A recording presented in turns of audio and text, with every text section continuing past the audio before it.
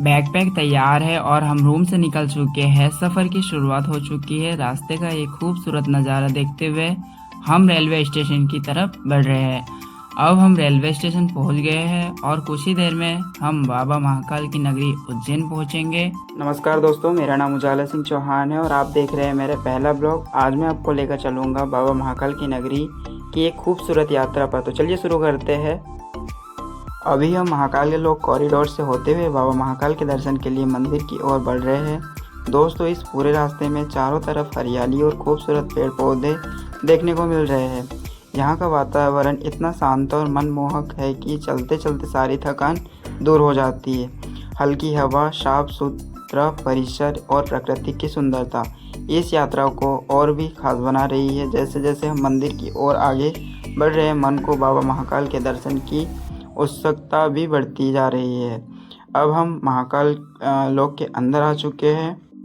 अब हम मंदिर के अंदर पहुंच चुके हैं। लाइन काफ़ी लंबी है, भीड़ भी बहुत ज़्यादा है, गर्मी भी है। बाबा महाकाल के दर्शन के लिए सब कुछ छोटा लगता है। हर हर महादेव। आखिर हम बाबा महाकाल के दिव्य दर्शन हो चुके हैं। आशीर्वाद लेकर हम बाहर आए और यहाँ सुकून और शांति मिली।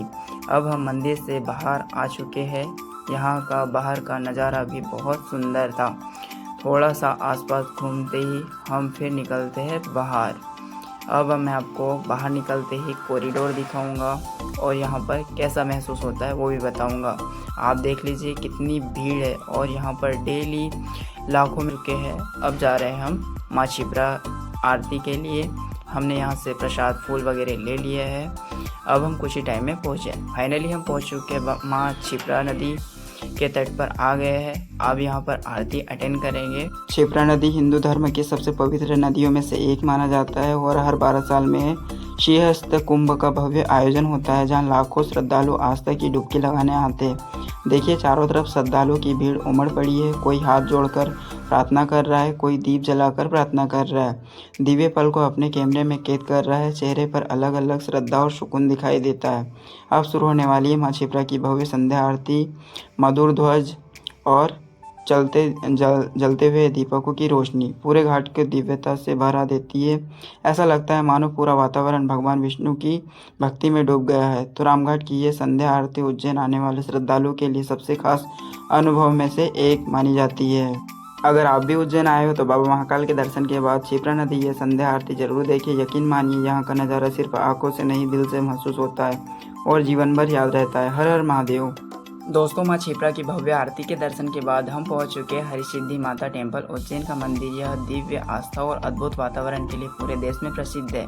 जैसे ही हम मंदिर के पास पहुंचते हैं, यहाँ का नज़ारा मन को मोह लेता है।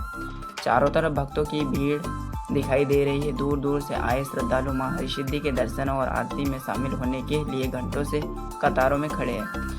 मंदिर परिसर के आसपास भी श्रद्धालुओं का जन सैलाब देखने को मिल रहा है, जिससे यहाँ की आस्था और भक्ति का अंदाज लगाया जा सकता है। कुछ ही देर में माँ हरिसिद्धि की आरती शुरू होने वाली है और पूरा वातावरण भक्तियों को हो चुका है। मंदिर की रोशनी, घड़ियों की गूंज और जयकारों की आवाज़ इस पल को और भी खास बना रही है। सच कहूँ तो उज्जैन की ये सामूहिक अलग ही आध्यात्मिक अनुभव दे रही है, जिससे शब्दों में बयां करना मुश्किल है। आज की इस यात्रा में हमने महाकाल नगरी की कई दिव्य स्थलों के दर्शन किए, माँ क्षिप्रा आरती देखी और अब हम हरिसिद्धि दरबार में उपस्थित है। अगर आपको ये मेरा पहला ब्लॉग पसंद आया तो वीडियो को लाइक करें, चैनल को सब्सक्राइब कर लें और अपने दोस्तों के साथ ज़रूर शेयर करें। Thank you for watching. मिलते हैं अगले ब्लॉग में एक नई यात्रा और नए अनुभव के साथ। जय श्री महाकाल, जय माँ हरिसिद्धि, जय भोलेनाथ, हर हर महादेव।